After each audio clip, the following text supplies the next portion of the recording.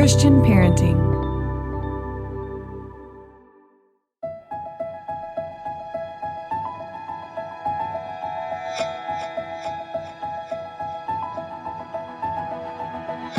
Welcome to the Living Wholehearted podcast. We are Jeff and Tara Matson, a husband and wife team who is shrinking the integrity gap in our own lives and helping others do the same.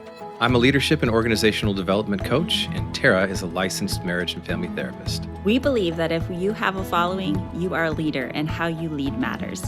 Whether you are leading in the home, work, or community, we are bringing you biblical, clinical, and relational wisdom to help you in every relationship that matters most to you. None of us do this perfectly, but we are leaning into the reality of our humanity and profound wisdom of grace.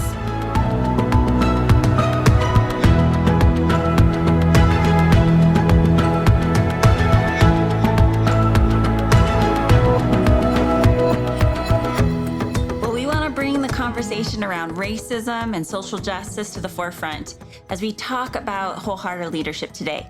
We have co-authors and friends of Not So Black and White, an invitation to honest conversation, with Reggie Dabbs and John Driver joining us today. Well, Reggie has been one of the most sought-after public school and event speakers in the United States and around the world for more than 2 decades. From professional athletes and stay-at-home moms to high school students, Reggie shares his own astonishing story of tragedy, redemption, and hope with millions of people each year. And John is an award-winning writer and collaborator of more than 25 books, a former teacher with a history degree from the University of Tennessee, Go Vols. He lives near Nashville with his wife, Laura, and their daughter, Sadie. He serves as the executive and teaching pastor at the church at Pleasant Grove and hosts the weekly podcast, Talk About That. Now, thank you for being with us together today, Reggie and John. It's good to have you. It's good to be with you guys. Yeah, it's awesome to be with you. Okay, well, everyone has a story, and start by sharing a bit of the behind the scenes of your own journeys, how you became friends, and what led you to writing this book together. Go ahead, John.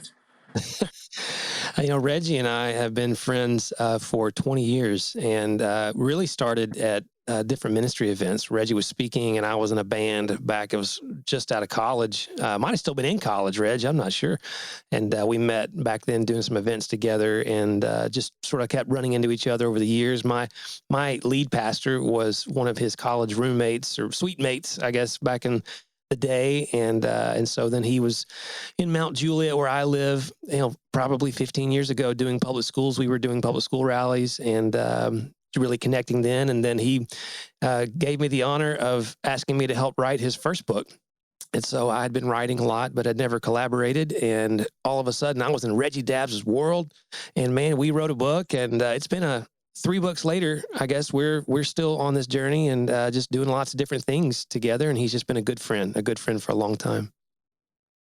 I agree with everything he just said. I would simply add that it's cool to grow up with friends like John.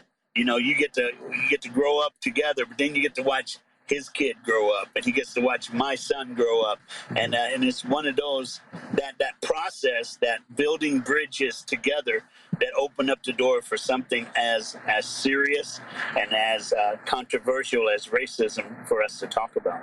Yeah, so you guys have been friends for almost 20 years, and somewhere along the way I read that you had not talked about race until George Floyd's, and talk about why that is, that it took so long after all those years of being friends to finally start talking about it. I don't think it's a way of taking so long. It was just not in the forefront of who we were. I guess John was raised not to look at the color of a man's skin, and I was raised to look at a man's character, and that's what brought us together more than what was the differences was the similarities, the love of Christ that we both have, and that what brought us together. But it, like I said already, it built that bridge that when something significant happens, like a George Floyd incident, like all these Breonna Taylor incidents, these, if you built a bridge, then you can take a risk. And I'll be honest, John's the one that took the risk that started the conversation.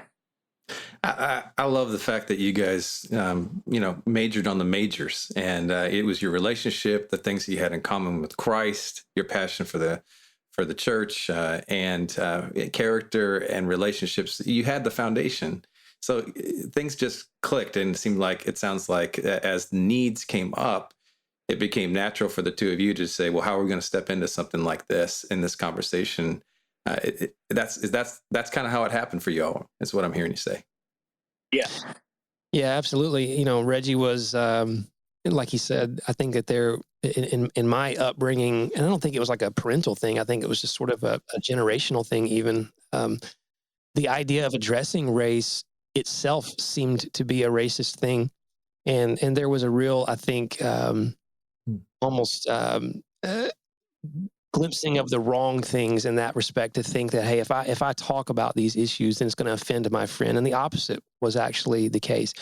But when we began talking, it was in the paradigm of, hey man, listen, you don't owe me an explanation. You don't have to educate all the white people of the world. I'm asking, hey, how does this affect you? How has this been affecting you? I've never been a friend, in a way that's even asked, and that's something I need to make right with you, because I want to be present for your experience. And so the relationship was key. There may be some people out there that don't have those relationships, and I understand that, but finding that bridge, like Reggie said, there is a bridge somewhere, and it's not always just with conversations with an individual, but certainly it needs to include real people as well. I think I appreciate the fact that you were talking to Reggie and saying, how does this affect you? Is such a key bridge question for any topic that we're nervous to bring up or unsure about, to lean into that relationship and to say, I want to understand what this is like for you, leaning into the curiosity. Yeah, I mean, Reggie, really quick, just because that happened that way, when John reached that point and asked you and reached out to you in that way, how did that feel? What did that? I mean, you had the relationship, and how did that go? How did you guys begin to start turning towards each other about this subject? I like the way he started the question. Was he goes, I need to ask you a question, and he said, what is it like being Black in America? And I was like, let's just jump in, okay? Let's not. And it was cool. I really believe that God put His daughter and my son in my mind, and I asked him, because his daughter's about to learn how to drive and everything, and I said, when they get in the car, what's the first thing they do? And he said some stuff, but I said, well, my son, when he got in the car, before he fastens his seatbelt, before he adjusts the mirrors, he takes his wallet. I said, take your wallet out of your back pocket and put it in the middle, in the console or in the cup holder, so when you get pulled over, you're not reaching back and you'll get shot. And that's the first thing that my parents taught me. And it's the first thing I taught my son. And that's what, if you're white, you don't have to worry about that. That's not something, but it's a cultural thing, to where once it gets brought out, it can make everybody on both sides goes, wait a minute, I don't have to do that, but you have to do that so your son can have a tomorrow. And it was a cool jumping point, starting point for us to just start that whole process. Thank you for sharing that, Reggie. And in the book, you talk about a task many parents can relate to, and you just described essentially this example of a difference between, your kids and getting ready to drive. And talk maybe a little bit about just about when you initiated that conversation and saw the difference, the aha about that, marker in any kid's life, right? Getting their license. John, what was that like for you to hear that? And was it a shock at that point? Or again, how did that open up more conversations about the differences between cultural experiences growing up here in America, between the two of you and your families? Sure. I think in the current climate, I think a lot of people like me hear a lot of things, and it's hard for us to decipher what's rhetoric and what's real. And so asking a friend that I trust, it removed the rhetoric for me, and I realized, wow, Reggie and I think the fact that we'd never really addressed it, the fact that he could be so forthright so quickly about his son's experiences, certainly brought an empathy that I was lacking, that I was seeking, but I didn't know what to believe. And I think a lot of people feel that way. What do you believe? What do you not believe? How much of this is hypercharged politically? How much is this hypercharged racially? How much should we be thinking about this and not that? How much of this is gospel related, not gospel related? I know the gospel calls me to prefer my brother. And it's an explicit theme throughout Scripture. And so to hear my brother say, "Hey, yeah, man, this is what it's like when I taught my son," as a father, it was probably the greatest gift in this conversation that anyone has given me out of all the books that I've read and all those other things. And those things are so necessary. A conversation doesn't. It's a starting point. It's certainly not our ending point of what we do in these arenas. But man, to have a friend to say, "Hey, I'll take you by the hand, bro. I'll walk you across this swinging, drawbridge that everyone's scared of, and just let you at least see into my life how this affects." And it's not something that I know he's out before this talking about a lot. So I knew he had no agenda except to be truthful. And it was such a blessing that caused me to have to go down a lot of roads that I'm still on. And but above all, showing up for my friend, I could see that as a gospel disposition that I know Christ calls me to. And a way to serve him was to listen, and the way he served me was to speak. Beautifully said. And I'm going to ask something that may come out a little clunky, so bear with me. But as I was listening to you, Reggie, I was like, wow, I've sat with so many people on different sides of this conversation and processing. And the most applicable that I can in my own story is being a woman and how I prepare my daughters in a world that's over sexualized. And, when they're getting out of a car at dark, like, how are they going to prepare? Those kinds of thoughts of like, gosh, I don't know if I do that with sons, the same kind of thing. But I wonder, do you have hope for that changing someday? Or is this something that's more about bridging empathy and helping us to understand? Or are we going to see this shift where you don't have to teach your son to put his wallet out on the side so he doesn't get shot? I think that's kind of a question I hold, and I'm taking a risk in asking you both. I believe we're closer today to the answer than we were yesterday. We're closer today for the next generation being in a spot that's not as toxic as it is today. Because today it seems like we're talking about it more. We're discussing things a little more openly than we used to. And I like the way we started the book. We asked, when was the last time you changed your mind on anything?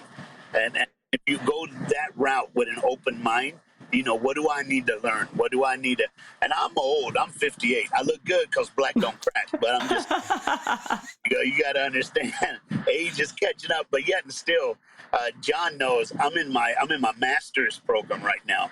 And everybody's like, dude, you're 58. Why would you do that? Because I never want to stop learning. I never want to stop seeing something that I thought I knew, but realizing that I might need to shift my resolve on that whole situation. So if we can do that, even me and John in writing this book, if we could start a conversation, if we could start a process for people to just start finding their own answers, then it's going to make the world a better place tomorrow. You said my favorite word in the dictionary. Of all the words ever written, hope is my favorite word. Because with hope, anything is possible. And without it, we're doomed. So we wrote this to bring hope. Amen.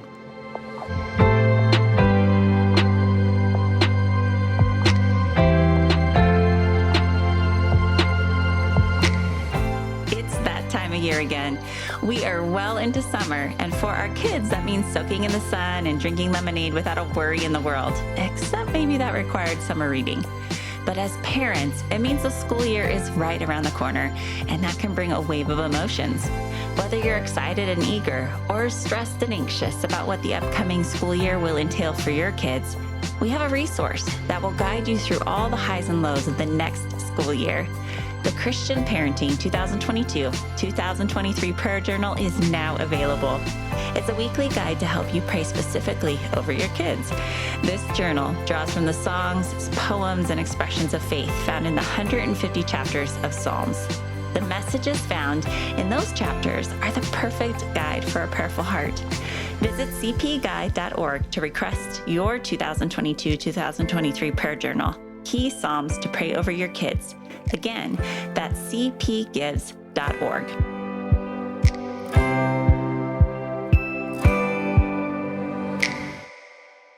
John, what about you?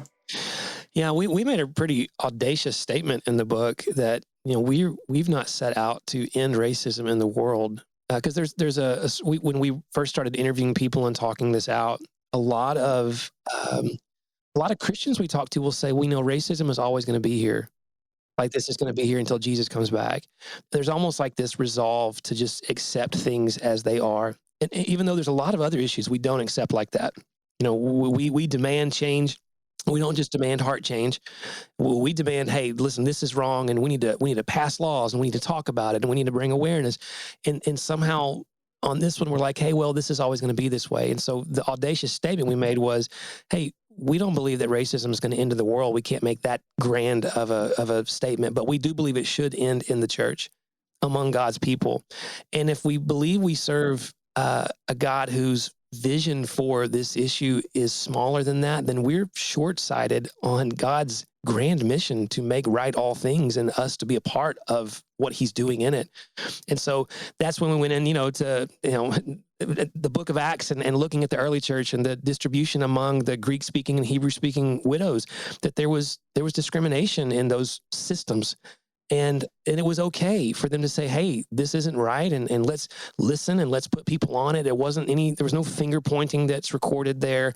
It was just, hey, we're going to do this differently moving forward, because even a godly intention that has a human system can still have flaws where things get missed. And there was a humility about the early church to say, well, of course we could make a mistake. This is the whole essence of the gospel, that of course we need to continue to grow. And so finding those places in scripture to say, hey, guys, the church should say this is not okay. And whether it's happening in my church or in your church, that's what we look at the sort of the individual instances. Well, I'm not mistreating anyone, therefore things are okay. But to think even on a grander scale, as we do the gospel, I'm not really worried about who I win to Christ just in my church every Sunday. I'm thinking grander, like who am I reaching in the world? That's really the whole point of the gospel. So if we really took that and mirrored it to this topic as well, to say, hey, if there are especially brothers and sisters of color in the church, in the body of Christ with me, who are asking me to listen, who are asking me to respond differently than I had before, even if I'm not going to be able to take an action that ends it tomorrow, but they're asking me to assume a different disposition than the ones maybe that have been assumed for years, then surely that is worthwhile to do, to respond differently and to listen in a different way, and to see what Jesus can do to end this evil of racism in his church, because he's the only one who can. But I'm not going to put it off on him as if I don't have a role, because I do have a role, just like I do in all the other parts of the gospel, is this invitation to join him in it. So that's sort of where that question takes me. I don't know if that's where you wanted to go or not. Amen. We'll take it. Fellas, I love that it's the scriptures that inspire and the passion and the commitment to go to these places. And it's love that motivates us. The love of God for us motivates us in everything that we might do for others, right? And that's what I'm hearing in your hearts and through the words that you're sharing, through your friendship. We're seeing it on the screen. And, I'm reading right now, I'm reminded of a couple of different people who were like prophets in their own days, right?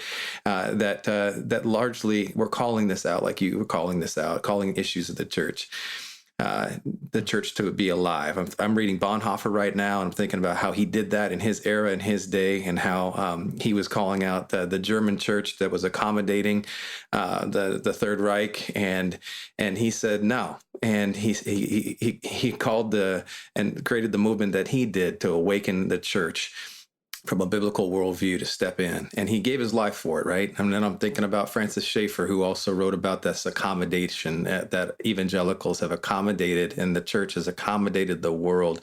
And we just sort of, get casual, and we can't be casual. It's love that motivates us, love of God for us first, so that we know how to love others. And you're turning towards each other as in the body of Christ, and you're saying, you are my brother, you are my sister. No matter what we look like and where we come from, and all of those categories that we seem to make up in our journeys. And tell me about what your experience is. I care about you. You care about me. And I don't know. I guess that just comes to my mind here as we're talking and thinking about this. You guys have, I'm sure, some people in your world, in those that you've studied and are studying, that are markers for you that went ahead of us, right? Oh, absolutely, absolutely. I look all the way back to when I was born, the first Pentecostal church that I was in foster care system. So my family took me to the first Pentecostal church we ever went to. It was right after I was born, and it was the week after, and they dedicated me because they walked into church. And my real mom gave me away to her favorite teacher at school.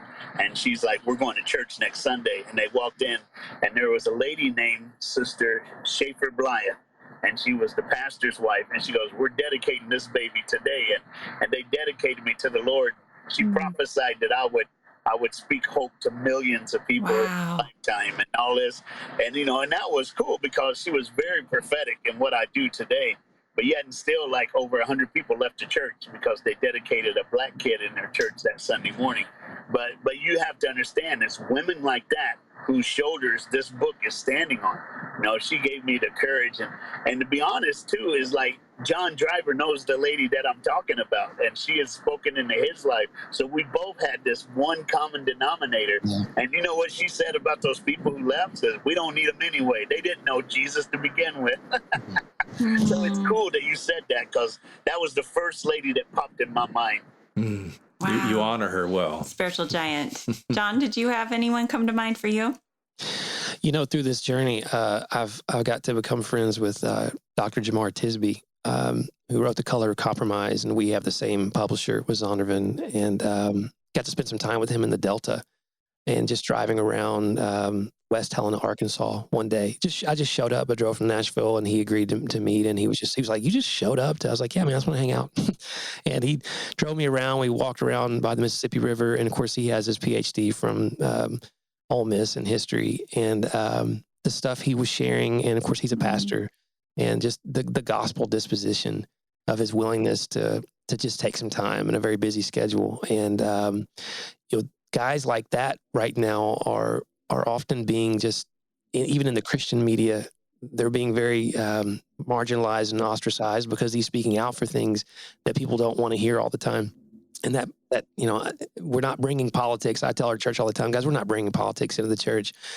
Like, politics has come into the church on its own in some ways, and we have to rise up and at least meet at the door and call to the true kingdom mindset. And it's okay to love each other well enough to do that. Like, it's okay. So we're not going to tell you who to vote for or what to do, but we have to meet it there. And so guys like Dr. Tisby, who's been willing to just sit with a white dude and just talk and let me, ask questions or learn, along the way. That's been such a great just blessing. And as they, Reggie says something to me in our first conversation. He goes, you know what? We don't need white pastors and white dudes like you cheering us on from the sidelines. Like, we don't need that. We actually need you up here with us, like right on the front lines. And so, not sharing Reggie's experience, there's, that can feel very intimidating. Like, I mean, what can I really do here? But these guys have made room. These guys have said, hey, I'll make a space for you. Come stand with me here. And it's just been a blessing to get to do that. And it's not a popular thing for a lot of people. And Reggie said people left his church, people left my church, from us mentioning, and we're just in the scriptures on this for the most part. That's our lane. And it hurts, and I love them, and it's a hard conversation, and it hurts for a kingdom perspective, because you go, wow, guys, we're all being, I think, told how to react. And so instead of going into scripture and saying, hey, what is the gospel reaction? And how do I identify with Christ in that? Have I really searched that out? And that's why we wrote this book. It's really a first step for people who are like, man, why am I so insulted every time I hear this? And I feel so enraged. And so we really call in the book, like, pay attention to what insults you. Pay attention to that, because there's something in there. You may not even know why. And if you can just take a moment, and we like make a promise, you're not going to burst into flames of liberalism if you just read this book or listen to a perspective differently than you've heard before. Like, it's okay to take a moment and sit in this, and not just allow a pundit or allow someone to tell you what you should be thinking. Like, maybe take a moment and read some history about this. Maybe take a moment and have a conversation with someone, and maybe not just one person, because one person's, perspective is not going to define all the perspectives of that particular viewpoint. And maybe diversify how you're doing this, and allow yourself to come to the table. And so that's what these guys have done. They let me come to the table, and I'm very grateful. Well, you're speaking to a principle that we hold in helping leaders become shrink that gap between what they preach and how they actually live. And part of that is attuning to what makes us uncomfortable and what makes us angry, and why am I what we call triggered, right? So immediately. And I think you guys really are calling people to say, sit with that, be curious about that, and allow God to show you the places in your own story. And I love how you said it earlier, Reggie, of like, maybe be open to changing a little bit here, but with the help of the Lord. And this is a slow and steady drip. So maybe talk about more of the extreme reactions and why you think people are so, thinking specifically about the conservative, more side of the church, where they're thinking social justice or racism are major trigger words, and they can't even go there. They can't have the conversation. Or they think that, the whole church is under attack because we're talking about these things. Speak to that person today, or those that are in conversations. How do we better approach? Because I love how you said you're afraid you're going to all of a sudden go on fire and become major liberalism. So maybe either one of you can start to that question, but it's thinking about that conservative who's really triggered, that there's something in their story, in their worldview, and it's hard. It's hard to stay there. I'll go first, Reg, I guess. Yeah, I'm on the front lines of that particular question. And I love the people that I get to do, Christian life with. It is hard. And I think number one, no one's calling you racist. Like if there's one thing that we heard from the beginning, it was like, I'm just so sick and tired of everyone calling me a racist. I heard that from so many white conservatives and Christians. And we would finally ask, like, okay, who actually called you a racist? And they could rarely ever think of anyone, but someone was telling them that someone's calling them a racist.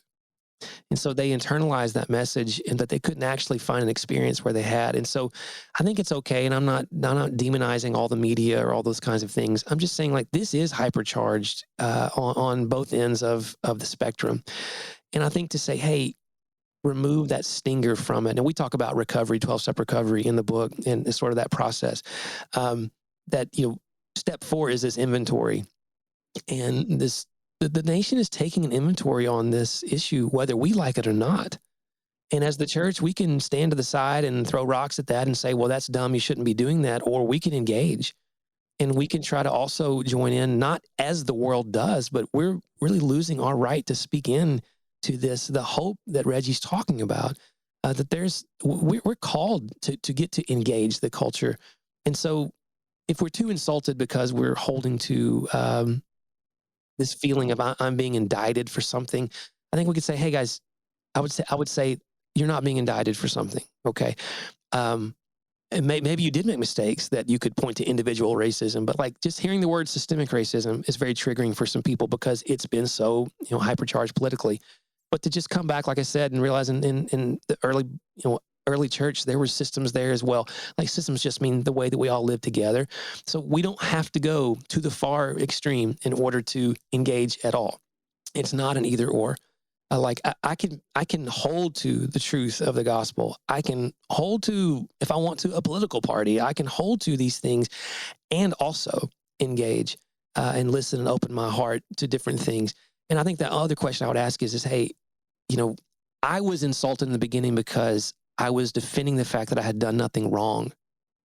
And when you find yourself, this is just from my recovery process, if I ever find myself defending to my wife or defending to my church all the reasons why I haven't done something wrong, I'm usually not in a healthy place, to your point, as a leader. Like, if I'm making that case, I am making a case for all the reasons why I'm right. It's just antithetical to the call of the gospel, which just begins with, hey, you contribute nothing to your salvation, and yet you are loved and invited, and dead people are invited to life, and they don't have any way to get there unless the actions of another, the action of resurrection, is enacted upon you, and by faith you receive it. Like, it's beautiful. I don't contribute to this. And so in the same way, man, I don't want to be found making a case for all the reasons why I'm not a racist. If I'm there, I might be making some points that are correct, but I'm not advancing any sort of good gospel narrative, and I'm certainly not changing anybody's life or helping someone that I might not even notice needs the help. And so I was offended that I hadn't been doing anything wrong, but the truth is I had been doing nothing at all. And which is worse. And so I'd rather be doing something, and I make mistakes. Reggie, in the beginning, how many times did I ask you, like, man, this is going to come off wrong. I'm going to say this wrong. And these terms are going to keep changing, and I can be mad about that. Or I can recognize, hey, I'm not in charge of the narrative. That's part of the problem. Like, there's somebody else, there's other people's lives that are experiencing something I'm not. I shouldn't have to feel the need to hold and define everything how they're going to say it and what they're going to say and how dare you change your terms. And, I want to be humble. And I have a long ways to go. I just want to be humble and come and say, hey, how can I show up here? I don't have to buy everything, ideologically on the far extreme of this. And whoever's telling me that I do, that is just not true. They may mean well in saying it, but it is not true. And so if I want the truth, then I'm going to show up and I'm going to listen. I'm going to read books and I'm going to read history and I'm going to listen to my friends and I'm going to listen to people who may have been thinking differently than I have up to this point and engage differently if I can. And it's not going to be a one-time thing to fix it. This is going to be the way that I begin to engage now moving forward and see what God does with it. Good job, John. Way to go. Thanks, Reg. Hey, I'm going to add one thing from a Christian point of view. I work a lot in the secular world in public speaking, and I'm around every kind of person ever. It changed for me when I realized there's a difference between conviction and compassion. Conviction only comes when you've literally been in the presence of God yourself, and you realize in your heart and your soul there's a different way, and then you got to choose to go that way. Compassion is, I just got to care for everybody. I don't care what their name is, where they're from. I don't care if they like me or don't like me. I just got to love the world like Jesus loved the world. And then when I start living my life that way, I can handle some of the weird things people say that may seem like, oh, why'd you let them say that to you? How you let them? No, it's just a difference between, I have a compassion that's bigger than the statement they just made. I have a compassion that's deeper than the words that should have made me angry, but it didn't, because the conviction I have with God is deeper than the words they had against me. I love that, the difference between conviction and compassion. And as a believer, Reggie, you have a power within you to see past all the gunk and the humanity that we all have sometimes in ourselves and in one another. So to keep extending that way. And I just want to read something that I got from your PR package that I think helps the listeners understand that this book is for anyone who was taught to be colorblind, anyone who feels like they haven't been a good ally to their Black or white friends, anyone who wants to be a part of the change, and those unsure where to start. Reggie and John encourage readers to pay attention to their reactions, anger, defensiveness, mind reading, and more. Courageously examining these feelings will lead to growth, understanding, and an invitation to humble, others-focused curiosity. I just love that. Would you just leave us with one last word of hope, Reggie? And that's your favorite word. Just one last word of encouragement to our audience, but also to those that are reading this book. At the end of the day, what do you hope for them? At the end of the day, it's the Lord's Prayer. Thy kingdom come. That's just, I think, is what we're wanting here on earth as it is in heaven. And the only way for that to happen is for some growing pains, for some difficult conversations, some spiritual surgeries that have to take place. And that's where we're at. These are things that are happening.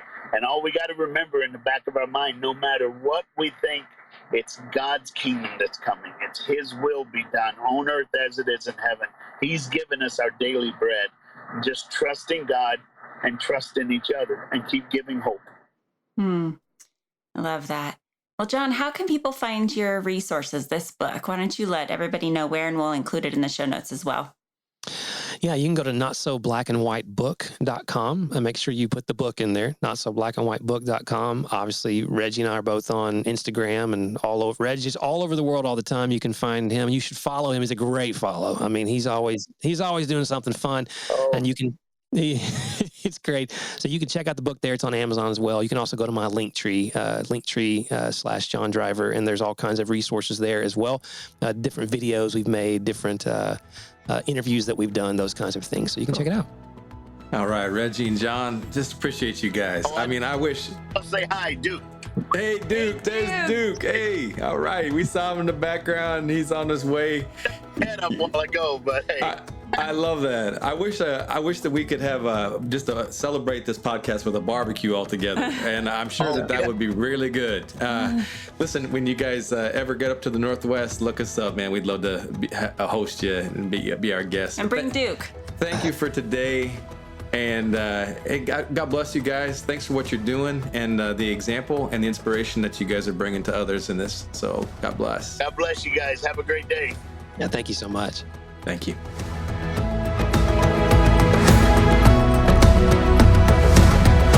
This podcast is powered by Living Wholehearted, Courageous Girls, and the Christian Parenting Podcast Network. Thank you for joining us in this critical movement of shrinking our integrity gaps between what we preach and live.